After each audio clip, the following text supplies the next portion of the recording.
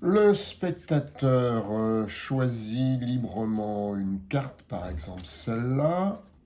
Ça va être le 9 de trèfle et on lui demande de mettre sa signature sur la face de sa carte pour l'authentifier. Donc je fais une signature rapide. Le 9 de trèfle, la signature est déjà sèche. Et on remet le 9 de trèfle à l'intérieur du jeu. Le jeu est mélangé, il est coupé. Le 9 de trèfle est apparemment vraiment perdu à l'intérieur du jeu. Et on montre que malgré tout ça, en faisant simplement ça, le 9 de trèfle remonte sur le jeu. Il est authentifié par sa signature. Alors bien sûr, on peut le refaire. Je remets le 9 de trèfle dans le jeu. Je fais de nouveau ça et je montre que le 9 de trèfle remonte sur le dessus du jeu. Alors ensuite, on explique que c'est un peu trop facile et que je vais le refaire avec une carte nommée par le spectateur. N'importe quelle carte peut faire l'affaire, donc le spectateur nomme n'importe quelle carte. On va supposer par exemple qu'il nomme le 3 de cœur, tiens.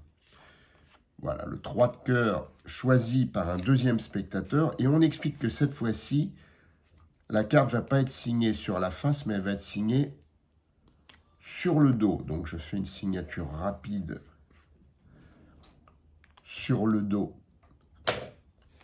de la carte. La signature est déjà sèche et on remet la carte à l'intérieur du jeu. Et là, j'explique que c'est un vieux truc de tricheur parce qu'en fait, c'est une marque. Les tricheurs font souvent des marques sur le dos des cartes, mais c'est la marque du débutant parce que ça permet de repérer en fait où est la carte. Il suffit d'aller là et de voir où est la marque. Il y a un deuxième intérêt aussi, hein, c'est que comme ça, on voit tout de suite quand la carte remonte sur le dessus du jeu parce qu'il y a la signature sur le dos de la carte. Alors maintenant, vous avez compris le but de tout ça, c'est de permettre de retrouver la carte. Par exemple, si je prends le jeu comme ça, je veux avoir la carte, il suffit que je fasse ça et immédiatement, j'ai la carte.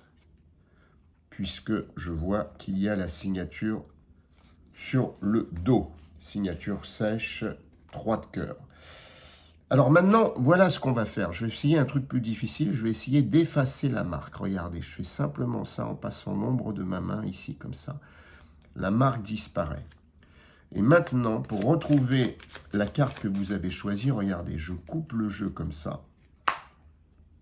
En fait, je vais le mettre sur la table et je vais couper le jeu en 2 portions à peu près égales. Attendez, je vais couper ici.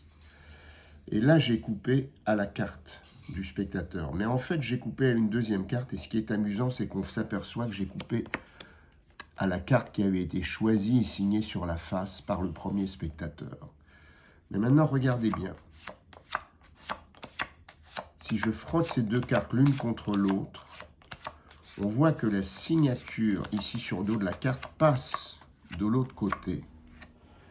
Parce qu'en fait, la signature sur le dos correspond à la carte signée sur la face par un premier spectateur et je laisse tout en souvenir.